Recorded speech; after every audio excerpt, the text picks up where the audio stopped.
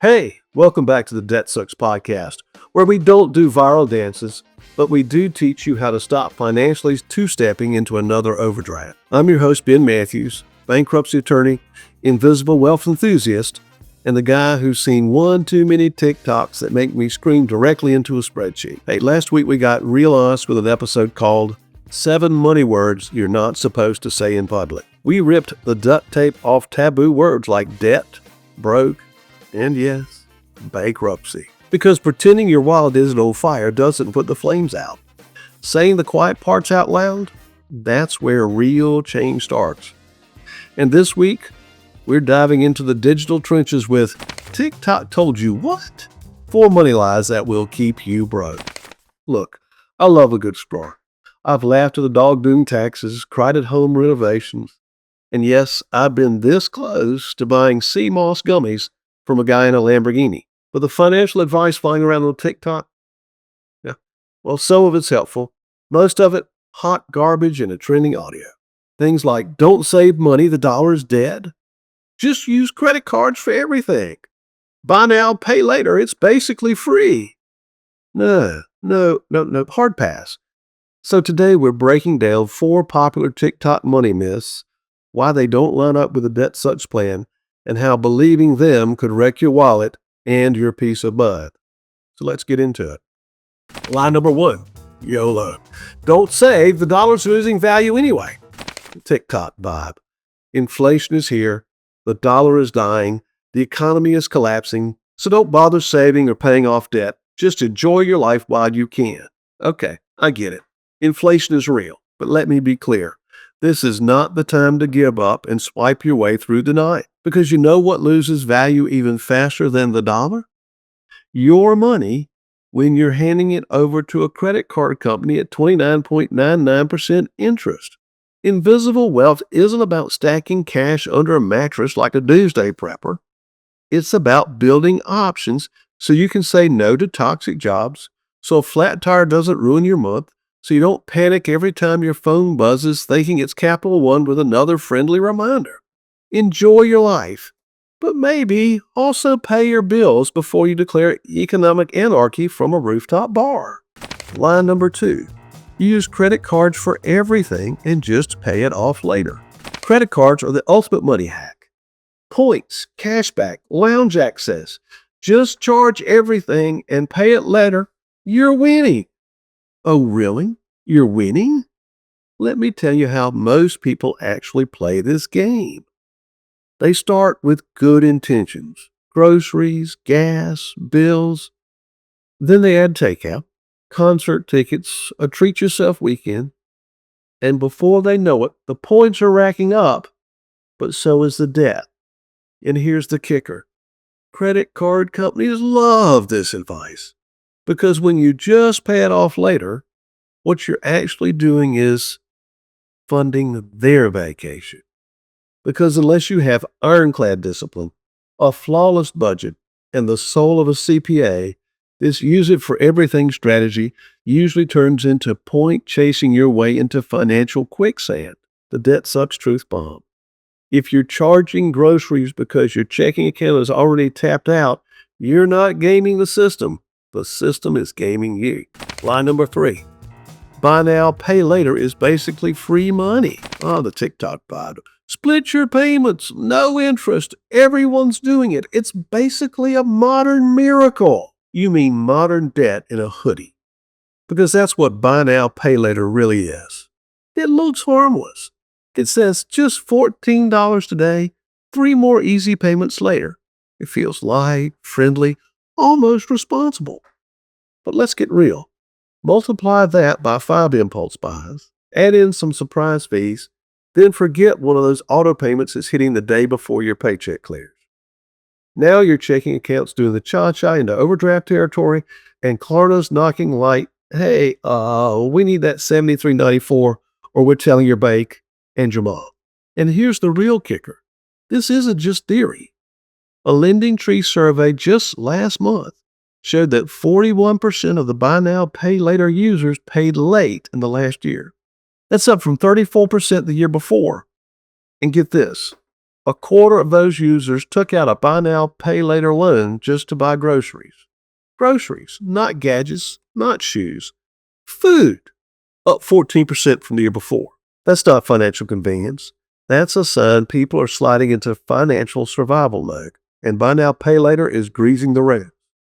Buy now, pay later encourages you to spend money you don't actually have. It turns a maybe not into a why not. And then it quietly turns that why not into late fees, overdrafts, and a whole lot of regret. Debt Sub's truth bomb is this: buy now, panic later is not a money plan. It's just a softer, cuter version of chaos wrapped in pastel colors and a payment schedule. And line number 4, you don't need an emergency fund. Just use a credit card. All right, let's talk about one of the worst pieces of advice floating around TikTok like glitter in a fan factory. You don't need an emergency fund. Just use a credit card. No, absolutely not. This is like saying you don't need a life jacket. Just learn to swim better while the boat sinks. Here's why that's hot garbage dressed up as a money hack. First of all, a credit card is not a safety net. It's a loan with interest rates that could legally be classified as offensive. The average APR right now is between 20 and 30%. That means your $500 emergency car repair turns into a $700 regret spiral if you don't pay it off immediately. And let's be real, most emergencies don't happen at a convenient time. If you're already strapped, that balance just sits there, growing, judging, breeding more minimum payment. Second, using credit as your plan A means you're building your life on a trapdoor. If you lose your job, what's your game plan? Swipe until your limit hits, and then what? Hope your landlord accepts exposure box. Look, I've been a bankruptcy attorney for long enough to see how this plays out. People fall into that trap fast. They use the card to cover an emergency, and then another, and suddenly they're $15,000 in with nothing to show for it but stress and a toaster from a rewards program. You know what works better than a shiny card with a fake sense of security? A boring, grown-up, shit happens fund. Even $500 stashed in a savings account is a power move. It gives you space. It gives you options. It gives you peace, something Visa does not offer, no matter how many points you earn. So yeah, don't let some TikTok bro in a rented Lambo convince you that credit is a new cash. It's not. It's a bill in disguise. Here's your Debt Sucks truth bomb. Build your emergency fund. Protect your peace and let your credit card take a nap until you choose to use it, not when you have to. So let's be honest. It's not just TikTok. If you've ever Googled how to get out of debt, you probably didn't find this podcast on the first page. Nope. You found a bunch of shady debt consolidation companies, ads promising to erase your debt legally with an asterisk the size of a Buick, and a terrifying Reddit thread where someone suggests selling plasma in their PS5. Meanwhile, this podcast, nowhere in sight, which is wild.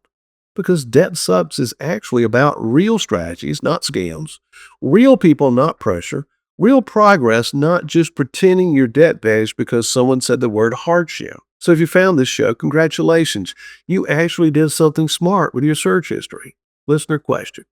Hey Ben, I keep seeing all these TikToks about cash stuffing. You know, putting your money in envelopes for groceries, gas, spending, etc. It looks super organized and kind of satisfying. But is it legit?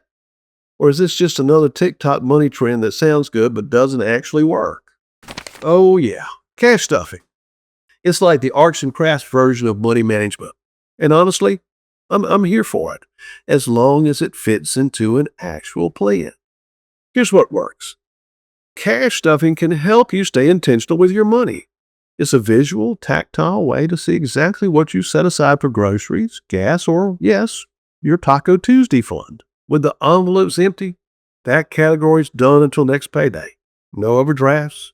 No, well, maybe just this one swipes. But here's where TikTok gets it twisted. A lot of what you see is people stuffing envelopes without any kind of real money plan behind it.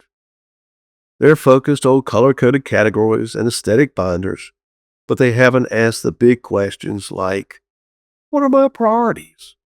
What's my total income? How do I make sure the essentials get covered first? Because let me be clear, cash stuffing without a plan is just expensive scrapbooking. If you're putting cash in envelopes while still dodging debt payments or dipping into your rent money for fun money, that's not planning. That's denial with washi tape. So if you're going to stuff cash, do it the smart way. Start with a level up money plan. Figure out your real numbers. Cover the bills you can't ghost first. Housing, food, transportation, minimum debt payments.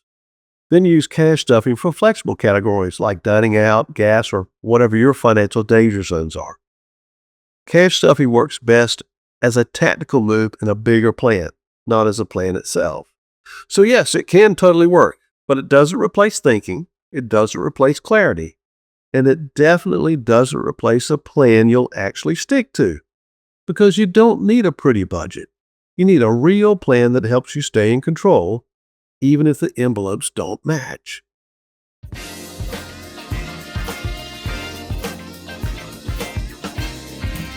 Hey, let's get real for a sec.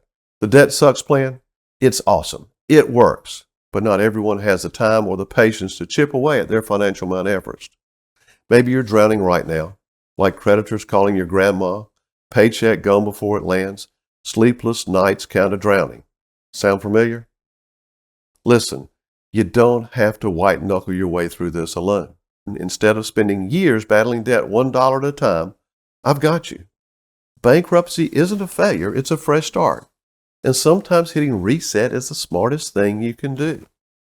At my law firm here in South Carolina, we take the time to listen to your story and help you figure out if bankruptcy is the right choice for you. No pressure, no judgment, just straight answers and real solutions. And if you don't live in South Carolina, don't worry. I can connect you with a trusted attorney in your state. Wherever you are, help is closer than you think. So if you're ready to stop the stress and start fresh, visit debtsucks.info to share a little about your situation or call my office for a free consultation. Let's find your path forward together, because sometimes you don't need a plan. You need a damn lifeline. Let me be that lifeline. All right, here's your challenge this week. Find one piece of money advice on social media and run it through the Debt Sucks filter. Ask, does this advice help me build invisible wealth? Is this strategy sustainable for my life right now? Is this coming from someone who's actually financially free or just good at looking like it? Then choose your plan. Not the trendy one, not the clickbait one, not the influencer with 19 credit cards plan. Your plan. And if you need help building it, download the free Brutally Honest Money Breakdown and Level Up Money Plan at debtsucks.info. Because your peace of mind, your freedom, your invisible wealth doesn't need to go viral. It just needs to work. Remember, adulting is hard. Debt makes it harder. But TikTok debt traps, that's just financial clickbait and lipstick. Until next time, stay focused, stay skeptical, and stay debt-free.